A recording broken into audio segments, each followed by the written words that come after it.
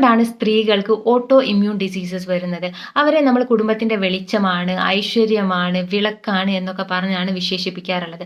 പക്ഷെ ആ ഒരു ഐശ്വര്യത്തിന് ആരോഗ്യത്തിന്റെ കാര്യത്തിൽ ഒരു ഐശ്വര്യവും ഉണ്ടാവില്ല എന്നുള്ളതാണ്. എന്തുകൊണ്ടാണ് ഇങ്ങനെയെന്ന് നിങ്ങൾ എപ്പോഴെങ്കിലും ശ്രദ്ധിച്ചിട്ടുണ്ടോ? അവർ ഒരിക്കലും അവരുടെ ആവശ്യങ്ങൾക്ക് മുൻഗണന കൊടുക്കാറില്ല. വീട്ടിലെ മറ്റ് അംഗങ്ങളുടെ എല്ലാ കാര്യങ്ങളും സ്മൂത്ത് ആയിട്ട് നടന്നു പോകണം എന്നുള്ളതാണ് അവരുടെ ആവശ്യം. അവർക്കൊക്കെ വേണ്ടിയിട്ട് ഓരോ കാര്യങ്ങൾ ചെയ്തു കൊടുക്കുമ്പോൾ സ്വന്തം ആവശ്യത്തെ മറന്നു പോവുകയോ അല്ലെങ്കിൽ എനിക്ക് ഇങ്ങനെയൊക്കെ മതി എന്ന് പറഞ്ഞ് അവഗണിക്കുകയോ ചെയ്യാറാണ് പൊതുവെ ചെയ്യാറ്.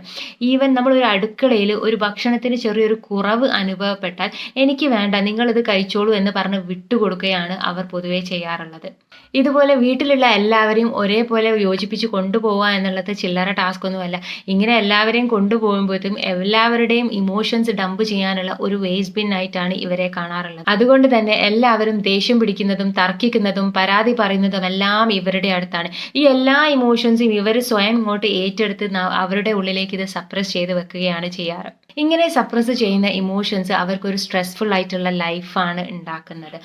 ആരെന്ത് പറഞ്ഞാലും നോ പറയാൻ കഴിയാതെ മറ്റുള്ളവരെ സന്തോഷിപ്പിക്കാനുള്ള ഉത്തരവാദിത്തം സ്വയം ഏറ്റെടുത്ത് ഇവർ ചെയ്യുന്നതിലൂടെ അവർ തന്നെ സ്വയം അസുഖം ക്ഷണിച്ചു വരുത്തുകയാണ് ചെയ്യുന്നത്. അപ്പോൾ ഇതൊക്കെ നമുക്കൊന്ന് വെന്റ് ഔട്ട് ചെയ്യേണ്ടേ? എത്ര കാലം എന്ന് വിചാരിച്ചാൽ ഈ ഒരു സ്ട്രെസ്സും കൊണ്ട് നമ്മൾ ഇങ്ങനെ ജീവിച്ചു പോകുന്നത്? അപ്പോൾ ഇത് കാണുന്ന ലേഡീസിനോട് എനിക്ക് പറയാനുള്ളത്, നിങ്ങളുടെ ലൈഫിന്റെ ഉത്തരവാദിത്തം സ്വയം ഏറ്റെടുത്ത് ഇത് വെന്റ് ഔട്ട് ചെയ്യാനുള്ള പരിപാടികളൊക്കെ തുടങ്ങുക എന്നുള്ളതാണ്. ഈ വീഡിയോ നിങ്ങൾ നിങ്ങളുടെ ഫ്രണ്ട്സിന് ഷെയർ ചെയ്യുക. അതുപോലെ തന്നെ please do follow the page.